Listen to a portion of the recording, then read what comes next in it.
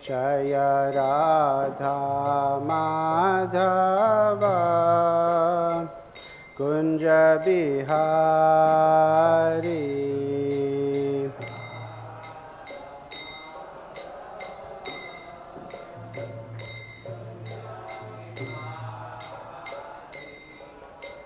Gopi Janna Vallabha Girivaradhari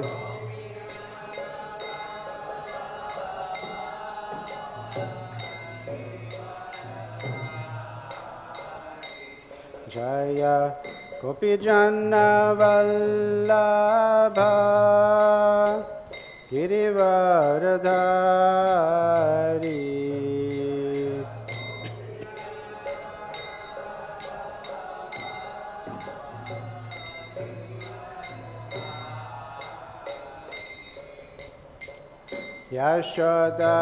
Yashodanandana Prajajana Ranjana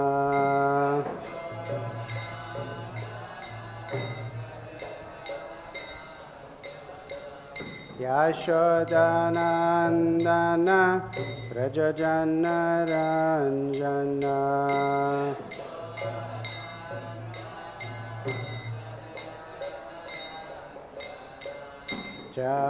Jamunatira Vanachari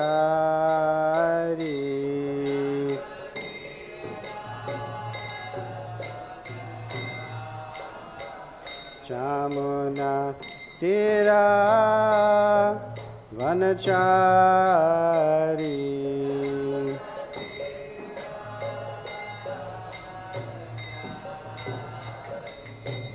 Jai Radha Madhava Kunja Bihari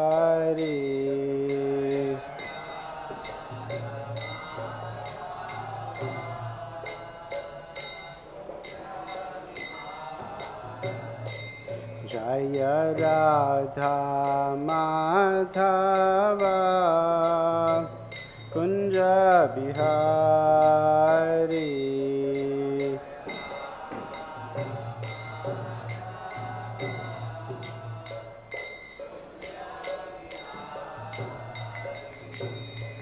Gopi Janna Vallabha Girivaradhari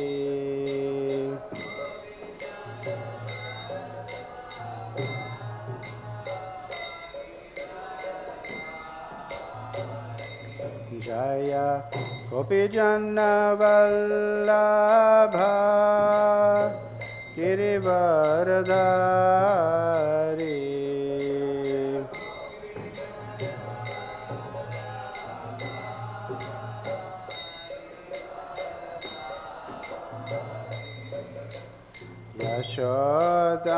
Yashodanandana Prajajana Ranjana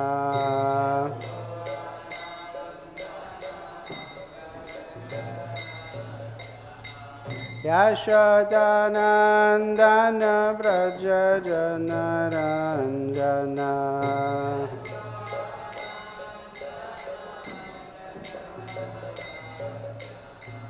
Yashodanandana Prajajana Ranjana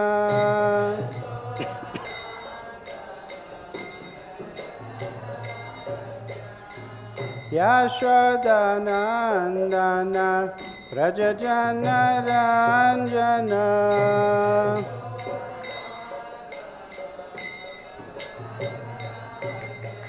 Yashodanandana Prajajana Ranjana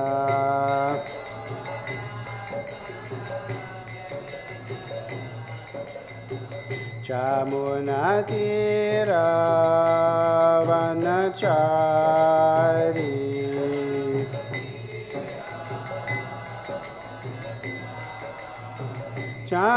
Jamunatira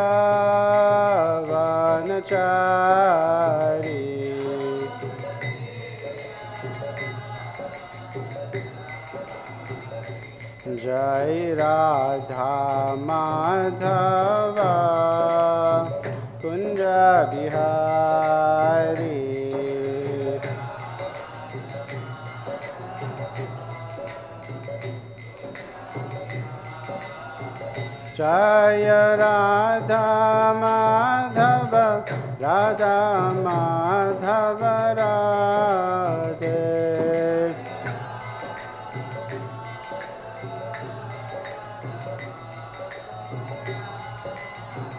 Jaya Panchatattva Panchatattva Panchatattva Jaya Panchatattva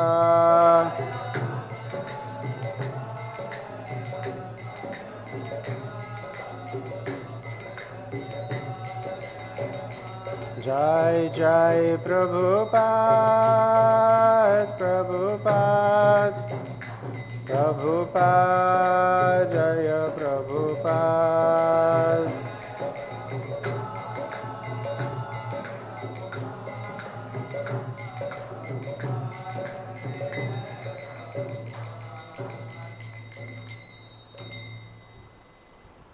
Jai Srimad Paramahamsa Parivrajikacharya Sotra Sadasri Srimad His Divine Grace Srila A.C. Bhaktivedanta Swami Srila Prabhupada ki Grantaraj Srimad Bhagavatam ki Samveta Gaur Bhakta-vrinda ki Jai Gaur Premanandi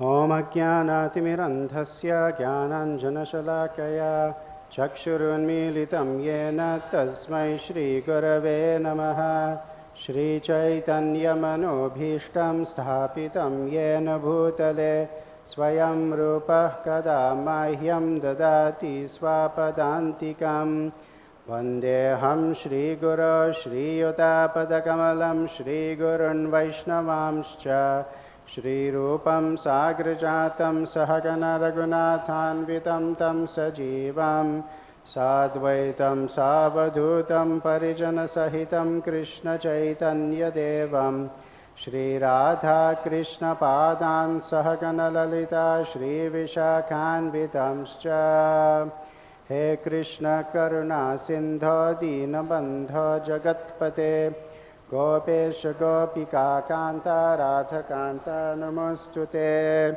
Tapta Kanchana Gaurangi Radhe Vrindavaneshwari Vrishabhanu Sute Devi Pranamami Hari Priye Vancha Kalpatarubhyascha Kripa Sindhubhya Evacha Patidanam Pavanebhyo Vaishnavebhyo Namo Namaha Jai Shri Krishna Chaitanya Prabhu Nityananda Shri Advaita Gadadhara Shrivasadi Gaura Bhakta Vrinda Hare Krishna Krishna Krishna Hare Hare Hare Rama Rama Rama Hare Hare. This morning we're reading from Srimad Bhagavatam, Canto 3, Chapter 15, Description of the Kingdom of God, text 27-28.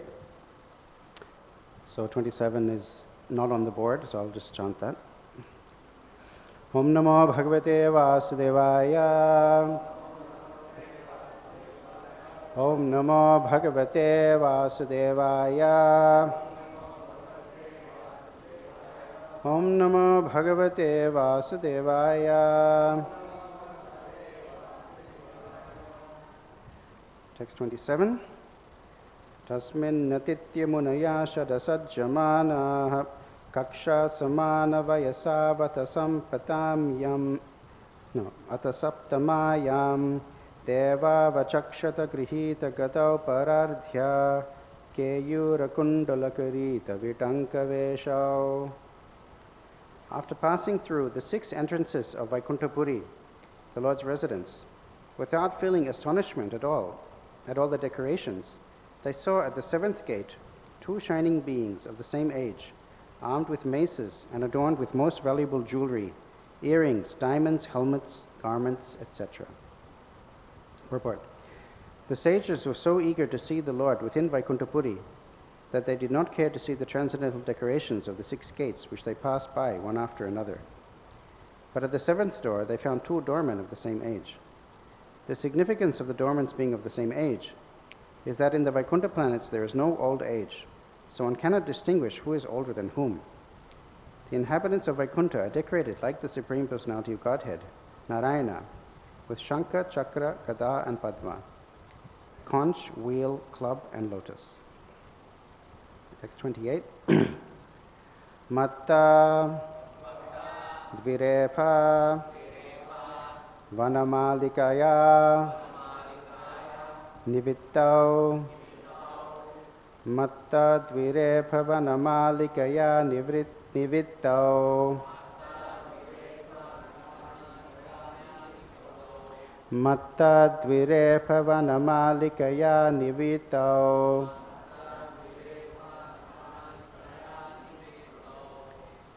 Vinyastyayasita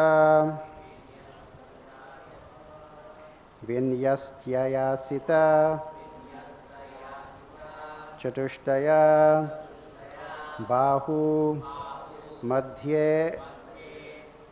Vinyastayasita chatushtaya bahu madhye.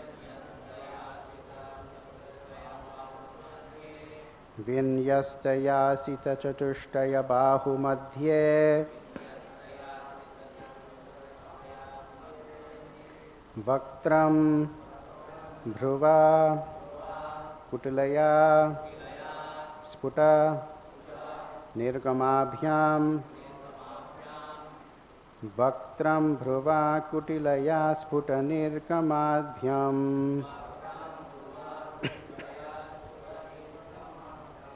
Vaktram bhruva kutilaya sputa nirgamabhyam. Raktekṣanena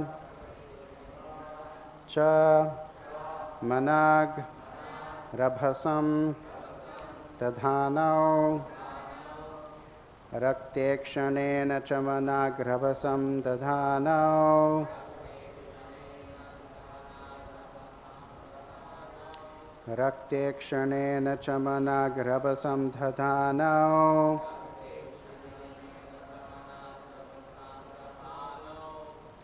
Mattadvirepa vanamalikaya nivittau. Vinyastayasita chatushtaya bahu madhye. Vaktram bhruva kutilaya sputa nirgamabhyam. Raktekṣanena cha manag rabhasam tadhanau.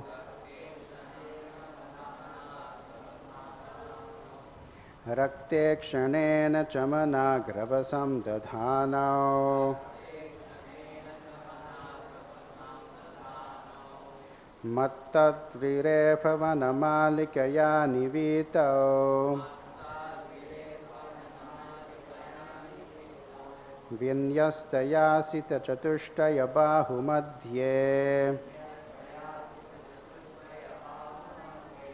Vaktram bhruva kutilaya sputa nirgamabhyam. Raktekṣanena cha manag rabhasam tadhanau.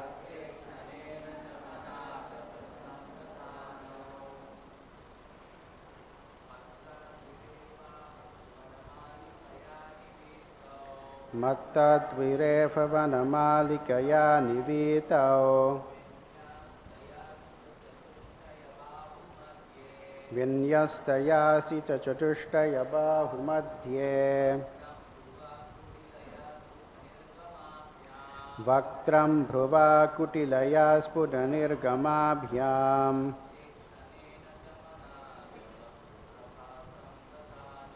Raktekṣanena cha manag rabhasam tadhanau.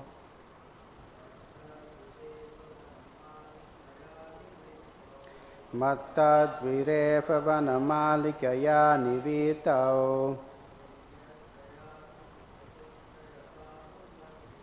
Vinyastayasi chatushtaya bahu madhye. Vaktram bhruva kutilaya sputa nirgamabhyam.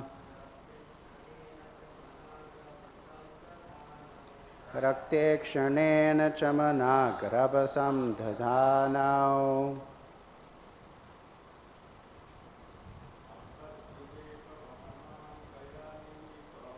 Matta dvivrephana malikaya nivitau.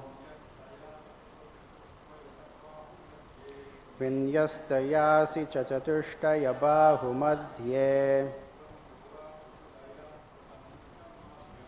Vaktram bhruva kutilaya sputanirgamabhyam. Rakte kshanena chamana grabhasam dadhanau. Matta dvirevavana malikaya nivitau. Vinyastayasi chachatushtaya bahu madhye. Vaktram bhruva kutilaya sputanirgamabhyam. Rakte kshanena chamana grabhasam dadhanau.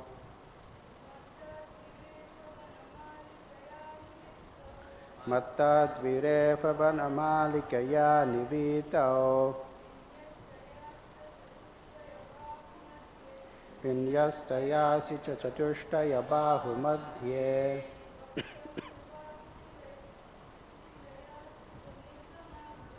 Vaktram bhruva kutilaya sputanirgamabhyam. Rakte kshanena chamana grabhasam dadhanau.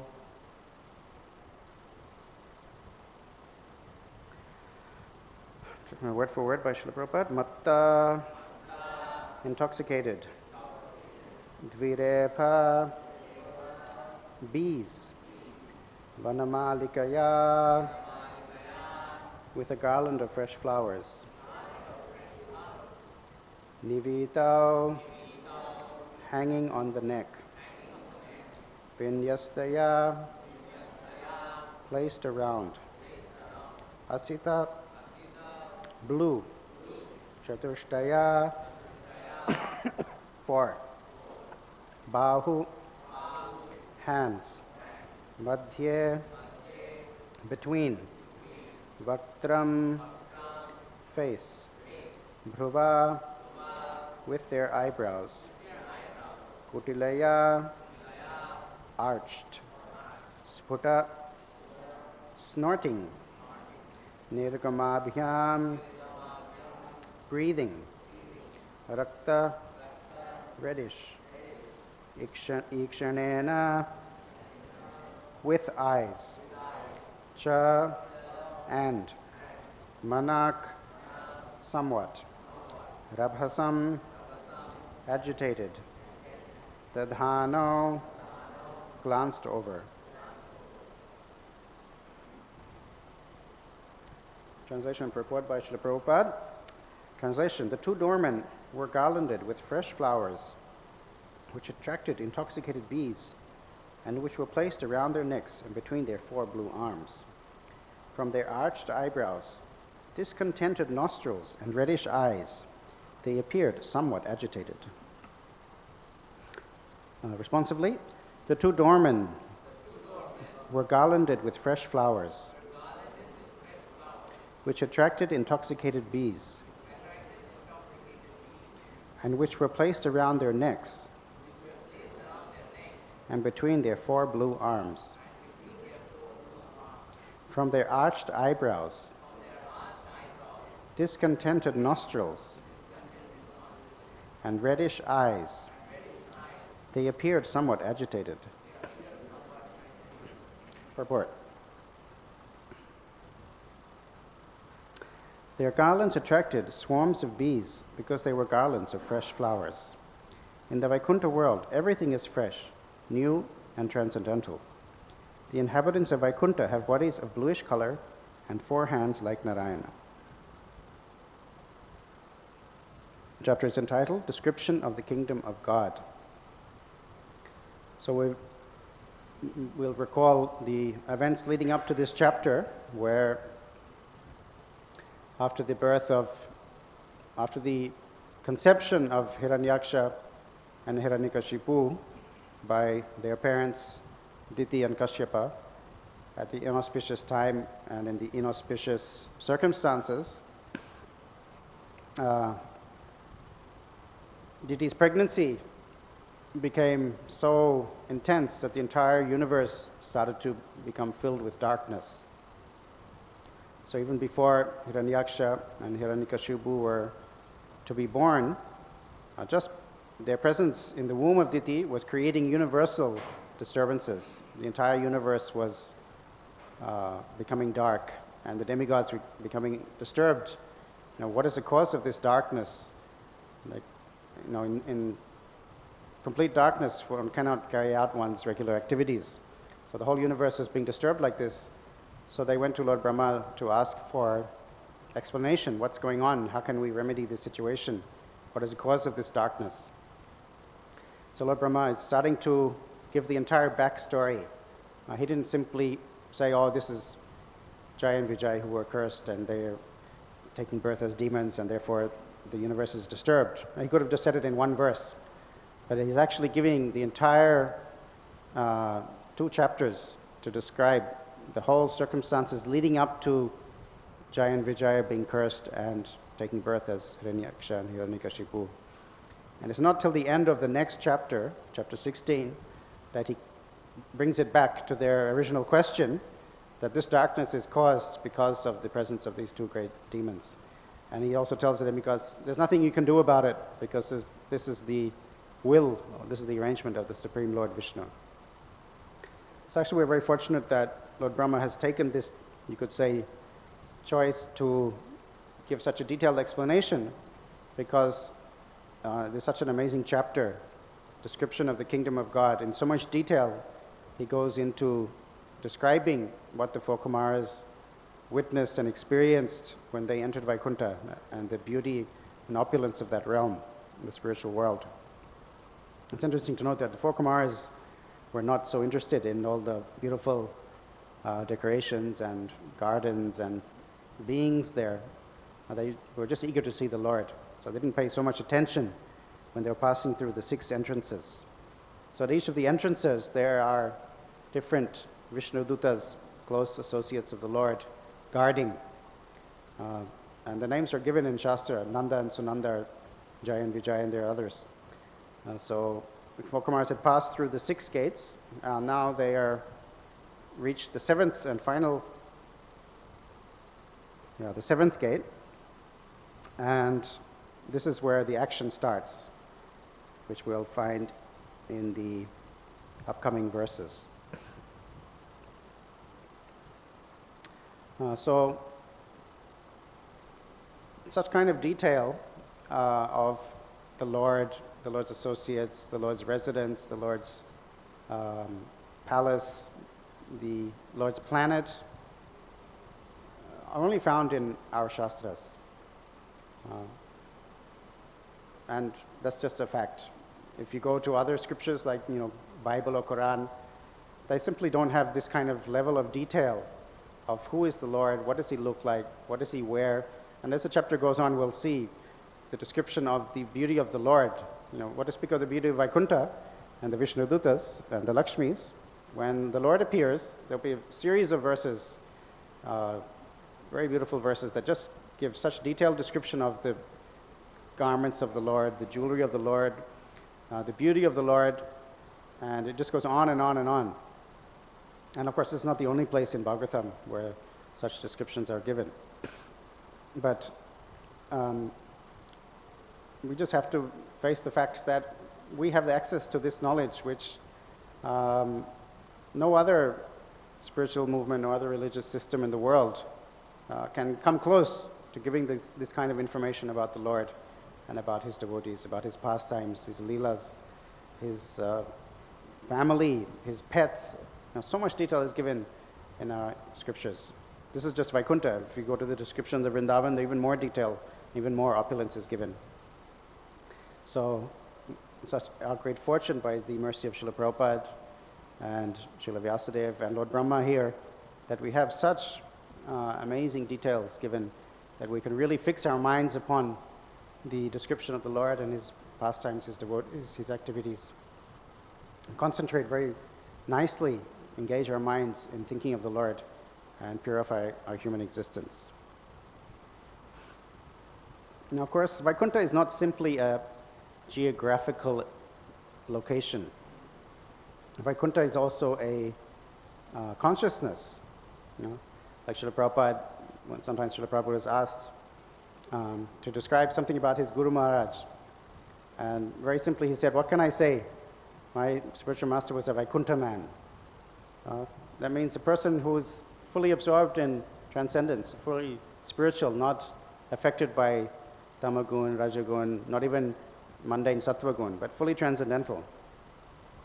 So Vaikuṇṭha is a state of consciousness more than a geographical place where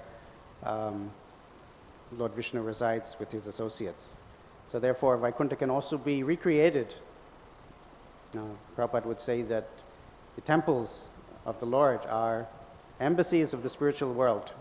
Just like in this mundane world, we have different embassies. Even in Kolkata, you can go and there's the US consulate or the British Deputy High Commission. So when you enter that place, you're actually not under the jurisdiction of the laws of India. You're actually considered to be you're in another country. So you can get diplomatic immunity. People take shelter inside embassies if they're facing legal trouble from the country that they're surrounded by. So like that, when one enters the temple of the Lord, it's actually Vaikuṇṭha. But of course, there's some qualification. What makes up, what are the qualities of such a place? How can we actually see, what is the definition of Vaikuṇṭha in one sense? So there's a very beautiful verse that the Lord tells to Narad Muni, very simple shloka, but very profound meaning. And Krishna actually says that I don't live in Vaikuṇṭha. It seems a direct contradiction, because this chapter we'll see in a few verses how the Lord will come to meet the four Kumaras. But Vishnu says, Naham tishtami Vaikuṇṭhe. I don't live in Vaikuṇṭha. Yoginam hridayeshu va. And we know that the yogis, well, not just the yogis, we know that Paramatma is in everyone's heart. Ishvara sarvabhutanam hridayeshu janatishthati. Sarvasya chaham hridi sannivishto. Many verses, even in Bhagavad Gita, where the Lord says that he's in everyone's heart. And of course, he's more manifest in the yogi's heart because they're meditating upon him. Dhyana avastita tadgadena manasa pashyanti yam yogina. So, but he says, no, yoginam hridayeshu. I'm not in the yogis' hearts either. So I'm not in Vaikuṇṭha, I'm not in the yogis' hearts. So where does the Lord live? Tatra tishtami narada, yatra gayanti madbhakta. Where my devotees chant my glories, that's the place where I reside. So that's the quality of Vaikuṇṭha, that the pure devotees are always engaged in chanting the Lord's glories and serving him. And if that's not happening, then the Lord is not present. And the Lord is attracted by that, not by the geographical location of Vaikuṇṭha.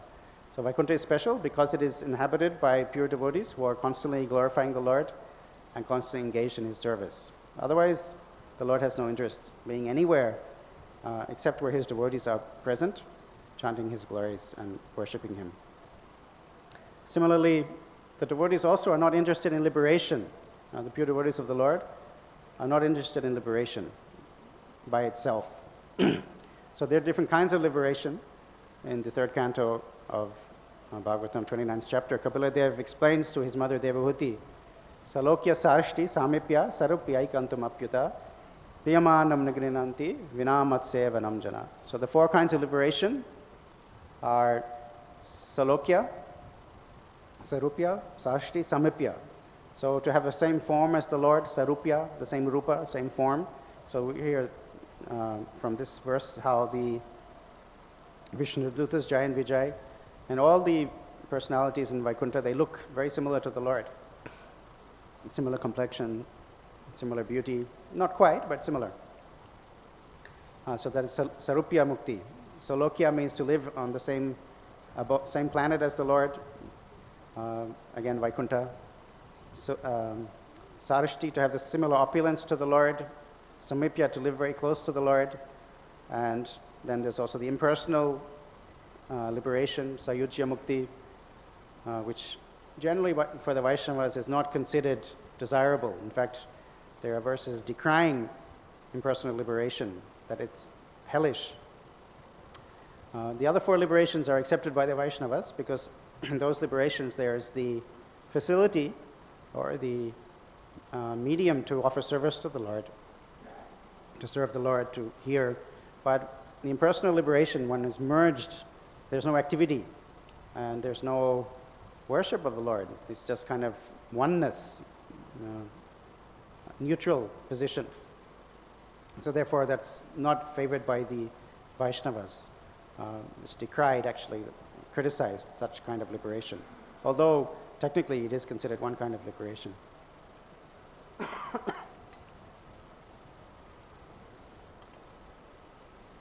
So the verse continues to say that Vaishnavas, devotees of the Lord, they don't accept any of these kinds of liberation if it is disconnected from the service of the Lord. Vinamat sevanam jana.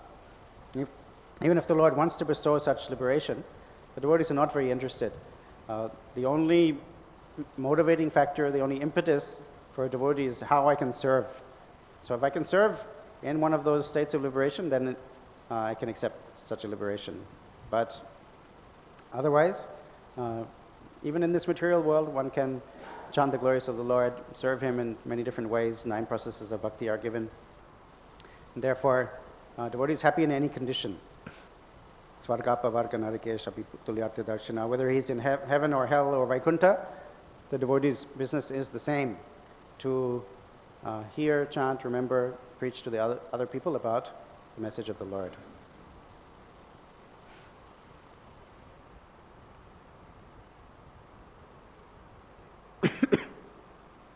So as I was saying in the beginning, although there are many bona fide religions in the world, as Vaishnavas we should be very confident that the understanding given by our acharyas, given by our shastras, is well beyond the level of understanding of any other shastra or any other great religious personalities in history. And we see when in Lord Chaitanya's pastimes, there are several times where he met leading scholars of other religions, especially Islamic scholars or Buddhists, impersonalists. Lord Chaitanya met those personalities and was able to convince them of the superiority of bhakti. So the first instance that comes to mind, of course, is right here in Navadvip, when the Chand Qazi, who was the local authority representative of Nawab Hussain Shah, when he started to disrupt the Sankirtan movement. So when Lord Chaitanya began the Sankirtan movement, very quickly all the faithful devotees, all the inhabitants of Navadvip, they began to join in. And it said that in every house there was kirtan going on. And previously, under the oppression of the Muslim rule, this wasn't tolerated. So when the Qazi came to know that the Hindus are now doing huge kirtans, very open about their practice, then he became disturbed. And he started to go out and stop the people doing kirtan, broke the mridanga, prohibited it. And he said, I'll take away your caste, I'll convert you all to Muslim if you continue this. So the simple people became very disturbed. And they actually came to Lord Chaitanya to inform him, this is the situation. How can we do kirtan when the representative of the king, the Qazi, is persecuting us? So Lord Chaitanya became very upset to hear this. And he said, who is going to stop me? And he gave the order to everybody. I want everyone to come out onto the street and we'll have a Harinam procession. This is actually the first Harinam, public Harinam. Prior to that, Lord Chaitanya was doing kirtan in Shiva Sangam. It was closed. Only a few intimate associates were able to witness the Lord's dancing and kirtan. But when the Qazi started to persecute the devotees, the Lord Chaitanya said, okay, let's go public now. I'm not going, not only is he not going to stop or keep it private, but he's actually going to go out onto the street and publicly protest. Prabhupada calls it the civil disobedience movement, which was a topical phrase used in the British times, for the people to protest against British rule. So it's a very beautiful description. Both in Chaitanya Bhagavat and Chaitanya Charitamrita, this pastime is described in quite great detail. In Chaitanya Bhagavat, there's a very long description of how all the people gathered together, and they all got torches, like you're seeing in the processions. They have these torches that, with oil and cloth on a pole, and they light them on fire to illuminate. So there were millions of devotees, millions of torches. Everybody came together.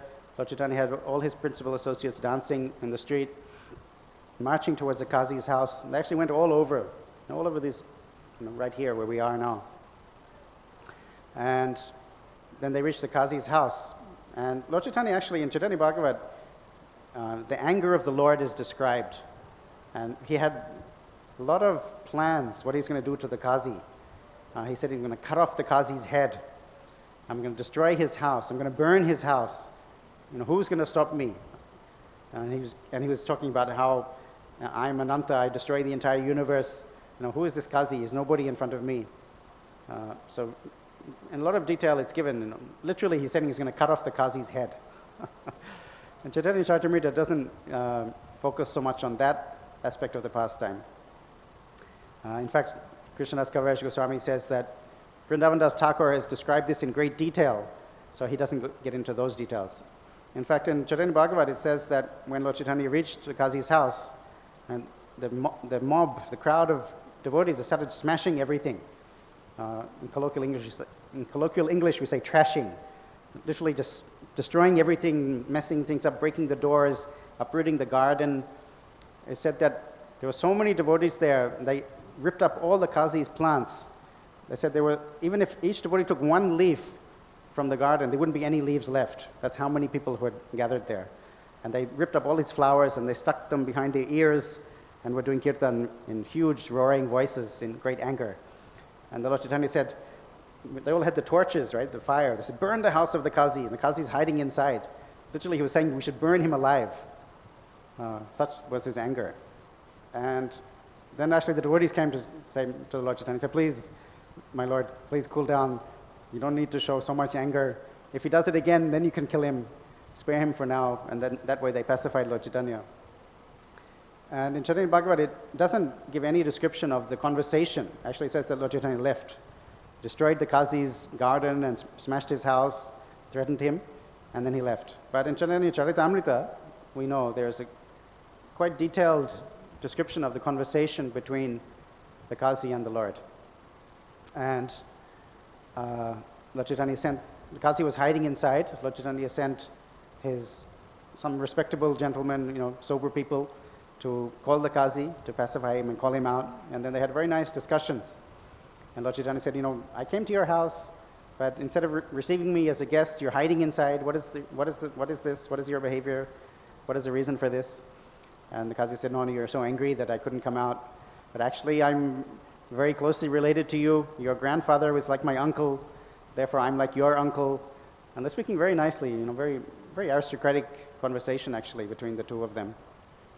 And then Lord Chaitanya says, in your religion, how is it? You drink milk, the cow is the mother, and the bull is plowing the fields, providing food, providing milk. So how is it you're killing these animals?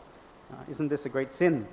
And the Qazi says, no, now scriptures, there are two paths. There's a higher and a lower path, pravritti marg, nivritti marg. And the lower path, it's okay, there's no sin incurred in killing animals. And Lord Chaitanya says, no, this is a great sin. How can you kill, especially the cow?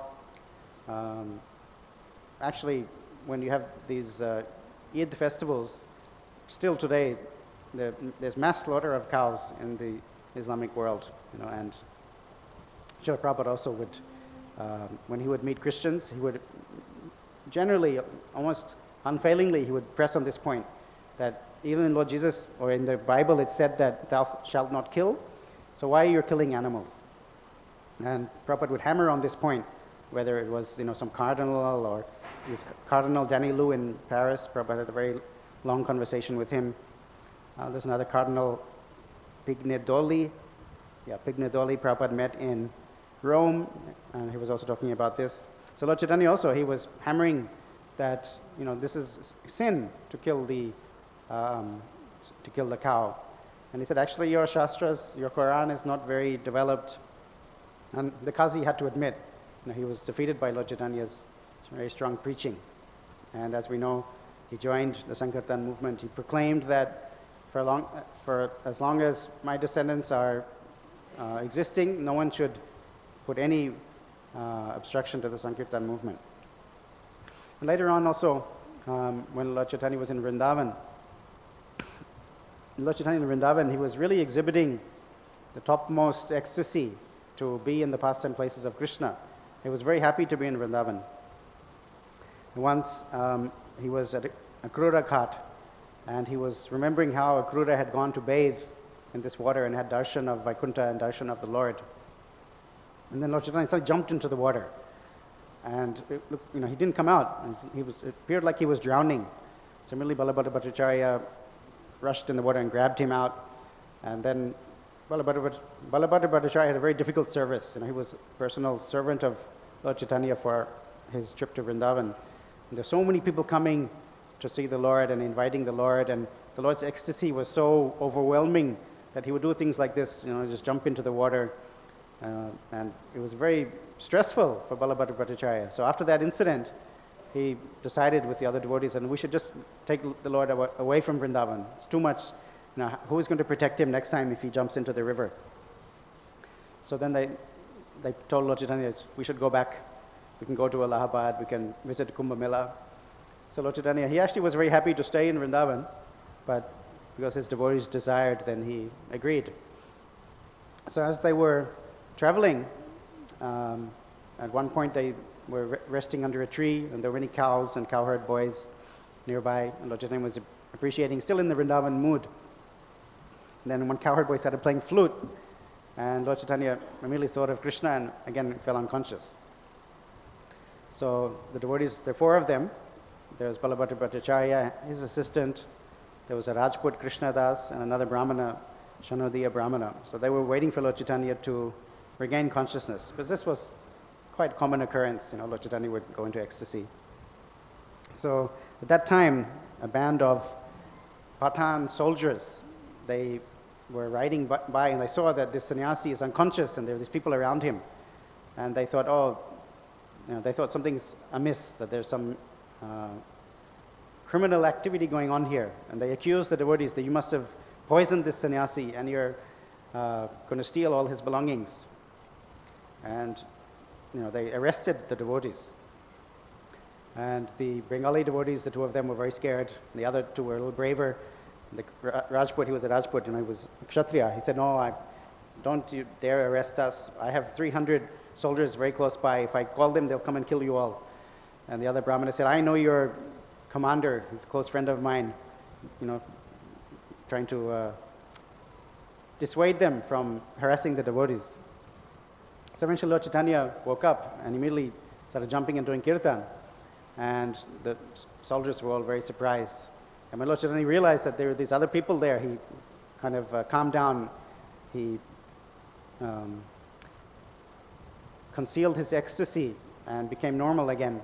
And the soldiers asked him, what's going on? We saw you unconscious here. We think these people are trying to poison you and steal your belongings. And Lord Chaitanya said, I don't have anything. I'm a sannyasi. They actually help me. They're my companions. They keep me healthy when I have these fits, and they maintain me. And then one of the Pathans was like a peer. Literally the word is peer, which is like a saintly person. We use, in the Muslim context, a peer. And he started to talk to Lord Chaitanya, again on the basis of Quran, similar description to the Chankazi. And he wanted to prove the impersonal understanding in their scriptures. And Lord Chaitanya said, yes, that's there, but ultimately the Quran says that the Lord is a person and he has a blackish form, very similar actually, Savishesh, he says that he has a form like ours, a transcendental form full of Ananda.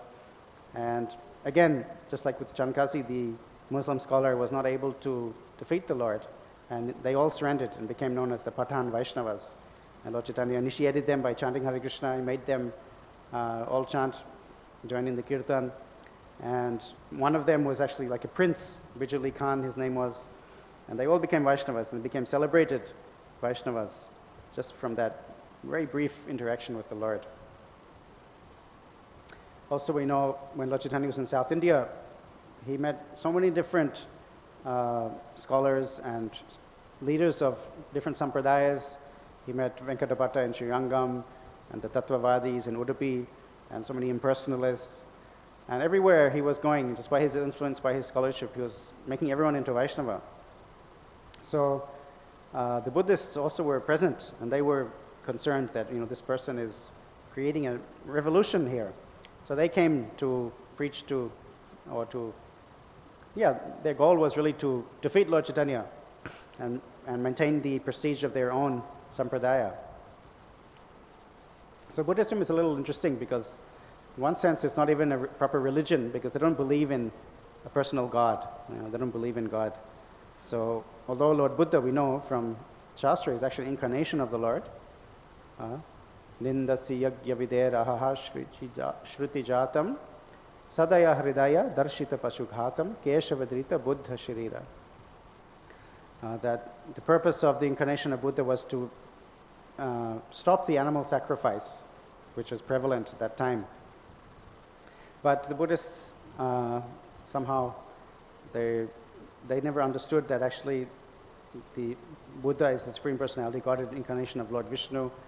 And even today, many Buddhists are not even vegetarian, whereas Buddha's main teaching was ahimsa. So unfortunately not following very strictly. So the Buddhists tried to defeat Lord Chaitanya by argument, and as usual, Lord Chaitanya totally smashed their arguments, so much so that the other people who were listening to this discussion started to laugh, and the Buddhists felt very embarrassed. So they left, and they thought, they were plotting how to defeat this sannyasi or how to contaminate him. So they brought some untouchable food, and they said, "Oh, this is Mahaprasad," and offered it to Lord Chaitanya. If you go to the Chaitanya exhibition, there's one of the dioramas that shows this. And they offered this untouchable food to Lord Chaitanya to contaminate him. And immediately some huge bird came to picked up that plate, dropped all the food, contaminated food all over the Buddhists, and dropped the plate on the head of the leader of the Buddhists. And it made a huge noise and cut his head, and he fell unconscious. So when this happened, all the Buddhist disciples, they came running to the Lord. "Oh, we're very sorry, please save our guru." And he said, no problem, you all chant Hare Krishna very loudly, he'll come back to consciousness. And that's exactly what happened. And Prabhupada says in the purport that actually the Buddhists' disciples became the gurus of their guru because they chanted to him, they gave him the holy name, and he regained consciousness. And so they also all became Vaishnavas. So like that, Lord Chaitanya was very strongly, in every place he went, establishing the superiority of Krishna Bhakti, even over other sampradayas, what to speak of Muslim religion or Buddhist religion. Similarly, Srila Prabhupada, he also regularly met with scholars of Christianity, mostly, because he was preaching in the West. And I was quite interested to know that as early as 1968, Srila Prabhupada wanted to meet the Pope. As you know, last week, the current Pope Francis, he passed away. And so there's a lot of focus on the Pope and the Catholic Church. And actually, some of you may have seen the very beautiful ceremony they had for his funeral. And I was thinking, we could really learn from them how to manage crowds and have a nice, peaceful festival, because sometimes in Mayapur, a festival means giant commotion. But anyhow, Pope, of course, is the head of the Catholic Church, has great influence in the world. So as early as 1968, when there were only a few temples in ISKCON, Prabhupada actually wanted to meet the Pope. And he even wrote a letter and sent it to the Vatican, asking for an interview with, at that time, the Pope was Paul VI. Is it Paul? John Paul VI. And it's actually a really beautiful letter. I printed it out and brought a copy with me. It's from August 3rd, 1968, when Prabhupada was in Montreal. And there are so many instances where Prabhupada, he can just summarize the philosophy of Krishna consciousness, in a few paragraphs so beautifully. And that's what he's done in this letter. He gives like a summary of Krishna consciousness philosophy and the purpose of ISKCON. He talks about Lord Chaitanya and the current situation of the planet where godlessness is more and more prevalent. And he wants to meet with the Pope to work conjointly to re-establish God consciousness in the world. And Prabhupada was quite aware that there was this struggle even within the church about contraception and abortion. And he says, I understand from reliable sources that people are trying to get Your Holiness, he's talking to the Pope, sanction for contraceptive method, which is certainly against any religion of the world. In the Hindu religion, such contraceptive method or abortion is considered equivalent to murder. So a very nice letter Prabhupada writes. You can actually, after class, if you want to have a look at it, you're welcome to come and read it. And so he sent it to the Vatican, hoping that he'd be able to have an interview with the Pope. So this was 1968. And 1973, again, through Mukunda Maharaj, Prabhupada wanted to get an audience with the Pope. And Prabhupada went to Rome in May 1974. And at that time, the Pope wasn't well, so Prabhupada wasn't able to meet the Pope directly, but he met with his number 2, whose name was Cardinal Pignedoli. And I did a little research about this cardinal. He came to meet Prabhupada at they had a small temple in Rome at that time. A few devotees had gone there to start, and Prabhupada had come to visit in May 1974. And it was actually it wasn't such a nice arrangement. There was a lot of traffic noise, and the devotees were concerned, I'm sorry, Prabhupada. They were apologizing to Prabhupada that, it's very noisy here for you, I'm sorry. Prabhupada said, no, it's very nice. This is a busy road, that means it's an important location. It's a good place to have the temple. So this Cardinal Pignedoli and another Italian, seemed to be some senior, maybe member of the church, they came to meet Prabhupada there. And later on, this cardinal, after the Pope had passed away, he almost became the next Pope. In fact, there were 2 conclaves, and he was considered, one of the top candidates to become the next Pope. But ultimately he didn't. But if you can see the conversation, very nice conversation he had with Srila Prabhupada, very fraternal, in a very nice brotherly mood. They're talking about preaching in different countries, and he was asking Prabhupada, do you also go to countries where religion is kind of not so prominent? It's easy to go to certain places because people are mostly already religious. It's easy to preach there. But do you go to other places like Japan, where atheism is very prominent? And Prabhupada, yes, I've been to Japan. We have a center there. So they had a very nice brotherly conversation. And Prabhupada also talked about killing of animals and how that's against the Shastras.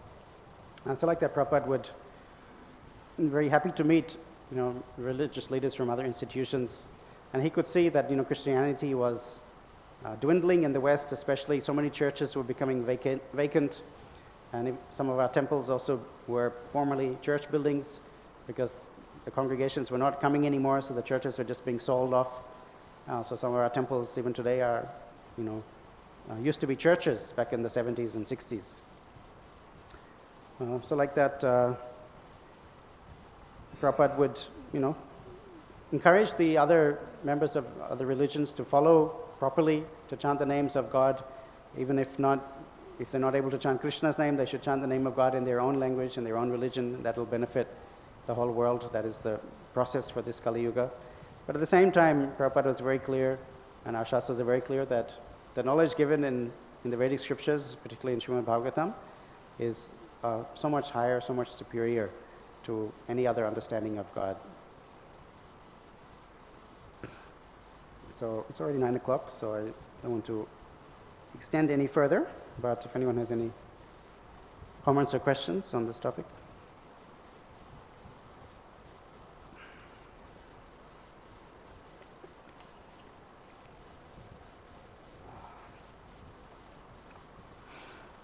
Okay, if no one has any comment or question, we can end just on time. Srimad Bhagavatam ki, Srila Prabhupada ki, Gaura Bhakta Vrinda ki.